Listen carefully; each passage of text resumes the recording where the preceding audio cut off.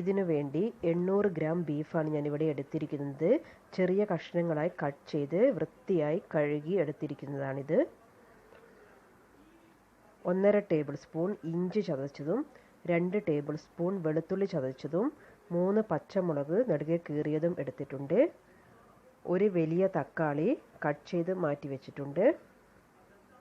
3 medium സൈസിലുള്ള സവാള slice ചെയ്തെടുത്തിട്ടുണ്ട്. ഇനി ഒരു കുക്കറിലേക്ക് 1 ടേബിൾ സ്പൂൺ വെളിച്ചെണ്ണ ഒഴിച്ചിട്ടുണ്ട്. അതിനകത്തേക്ക് നമ്മൾ കട്ട് ചെയ്ത് മാറ്റി വെച്ചിരിക്കുന്ന ബീഫ് ചേർക്കുക. അതിനകത്തേക്ക് 1 ടേബിൾ സ്പൂൺ ഇഞ്ചി ചതച്ചതും 1 ടേബിൾ സ്പൂൺ വെളുത്തുള്ളി ചതച്ചതും പച്ചമുളക് നെടുകെ കീറിയത് 2 എണ്ണവും ചേർക്കുക. ഇതിലേക്ക് 3 സവാളയിൽ നിന്നും 1 സവാള കട്ട് ചെയ്തത് ഇതിനകത്തേക്ക് ചേർക്കുക. 1/2 ടീസ്പൂൺ മഞ്ഞൾപ്പൊടിയും 2 ടീസ്പൂൺ മുളക് പൊടിയും 2 ടീസ്പൂൺ മല്ലിപ്പൊടിയും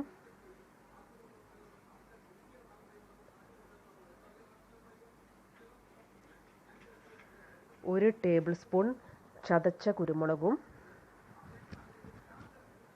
1/2 ടീസ്പൂൺ ഗരം മസാലയും ചേർത്തിട്ടുണ്ട്. ഇതിലേക്ക് നമ്മൾ സ്ലൈസ് ചെയ്ത് വെച്ചിരിക്കുന്ന ടൊമാറ്റോയിൽ നിന്നും പകുതി ഇതിനകത്തേക്ക് ചേർക്കുക. 1 ടേബിൾ സ്പൂൺ ഉപ്പ് കൂടെ ചേർത്തിട്ടുണ്ട്. ഇവ നന്നായി മിക്സ് ചെയ്ത് യോജിപ്പിക്കുക.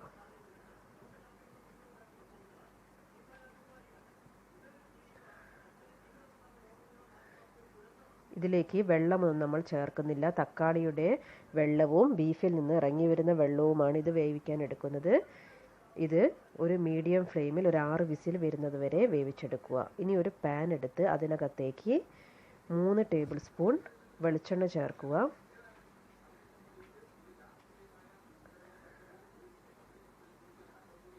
വെളിച്ചെണ്ണ ചൂടായതിന് ശേഷം അതിനകത്തേക്ക് തേങ്ങാക്കൊത്ത് ചേർക്കുക. തേങ്ങാക്കൊത്ത് ഓപ്ഷണൽ ആണ്. നിങ്ങൾക്ക് ഇഷ്ടമുണ്ടെങ്കിൽ മാത്രം ചേർത്താൽ മതി, അല്ലെങ്കിൽ ഈ ഒരു പ്രോസസ്സ് സ്കിപ്പ് ചെയ്യാവുന്നതാണ്. എനിക്ക് തേങ്ങാക്കൊത്ത് വളരെയധികം ഇഷ്ടമായത് കൊണ്ട് കുറച്ച് കൂടുതൽ തന്നെ ഞാനിതിൽ ചേർത്തിട്ടുണ്ട്.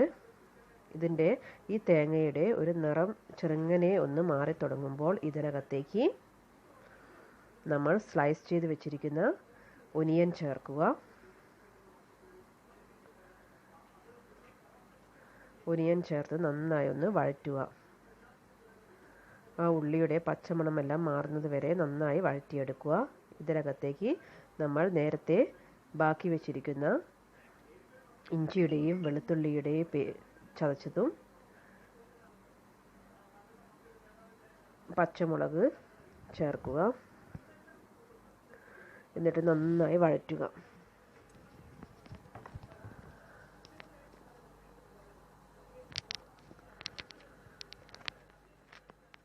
ഇത് നന്നായി വഴന്നതിന് ശേഷം ഇതിനകത്തേക്ക് നമുക്ക്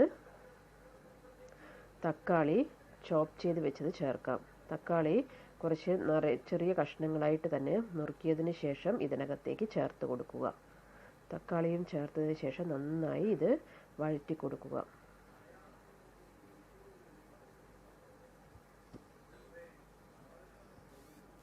ഇതിലേക്ക് കുറച്ച് കറിവേപ്പില ചേർക്കുക.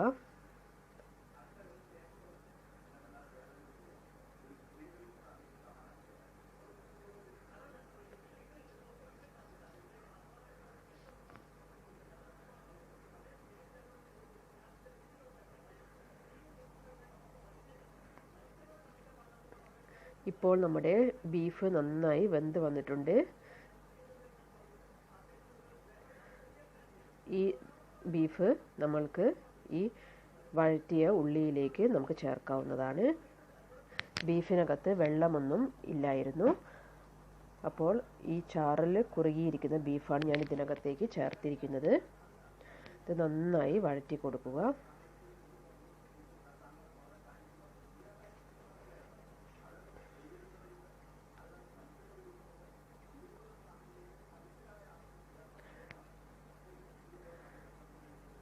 ബീഫിൽ വെള്ളം കുക്ക് ചെയ്തതിൻ്റെ ബാക്കി ഉണ്ടെങ്കിൽ നിങ്ങൾക്കത് ചേർക്കാവുന്നതാണ്.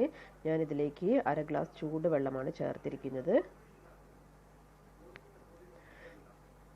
ഇത് ചേർത്ത് നന്നായി ഇളക്കിയതിന് ശേഷം ഇത് ഒരു ലിഡ് കൊണ്ട് കവർ ചെയ്ത് ഒരു 15 മിനിറ്റ് സമയമെടുത്ത് ചെറിയ തീയിൽ കുക്ക് ചെയ്തെടുക്കുക. ഇപ്പോൾ ബീഫിൻ്റെ വെള്ളമെല്ലാം വറ്റി നല്ലവണ്ണം ആ മസാലയിലെല്ലാം പൊതിഞ്ഞിരിക്കുന്ന ബീഫ് ഇവിടെ തയ്യാറായിക്കൊണ്ടിരിക്കുകയാണ്. ഇതിലേക്ക് 1/4 ടീസ്പൂൺ ജീരകപ്പൊടിയും 1/2 ടീസ്പൂൺ പെരുംജീരകം പൊടിച്ചതും 1 ടേബിൾ സ്പൂൺ ചതച്ച കുരുമുളകും ചേർക്കുക. കുരുമുളക് ചതച്ചത് തന്നെ എടുക്കണം. അങ്ങനെ ചതച്ച കുരുമുളക് ചേർക്കുമ്പോഴാണ് ഇതിന് ആ നല്ല ടേസ്റ്റുള്ള ഒരു ബീഫ് ഫ്രൈ കിട്ടുക. ഇപ്പോൾ അതിലെ വെള്ളമെല്ലാം വറ്റി ഒന്ന് നല്ലവണ്ണം ഇളക്കി കൊടുത്തതിന് ശേഷം ഒരു 5 മിനിറ്റോളം ഇത് ഒന്നുകൂടി കുക്ക് ചെയ്ത് അതിലേക്ക് ആവശ്യത്തിനുള്ള കറിവേപ്പില കൂടി ചേർക്കുക. കറിവേപ്പില കുറച്ചധികം തന്നെ ചേർക്കുന്നത് നല്ല ടേസ്റ്റ് ആയിരിക്കും ബീഫ് ഫ്രൈക്ക്. ഇപ്പോൾ ആ വെള്ളമെല്ലാം വറ്റി എണ്ണയൊക്കെ തെളിഞ്ഞ് നല്ല അടിപൊളി ബീഫ് ഫ്രൈ ഏകദേശം ഇവിടെ തയ്യാറായിട്ടുണ്ട്. ഇത് ചോറിനും ചപ്പാത്തിക്കും പത്തിരിക്കും ഇടിയപ്പത്തിനും എല്ലാം പറ്റിയ നല്ലൊരു കോമ്പിനേഷൻ ആണ്. നിങ്ങൾ എല്ലാവരും ഇത് വീട്ടിൽ ട്രൈ ചെയ്ത് നോക്കണം.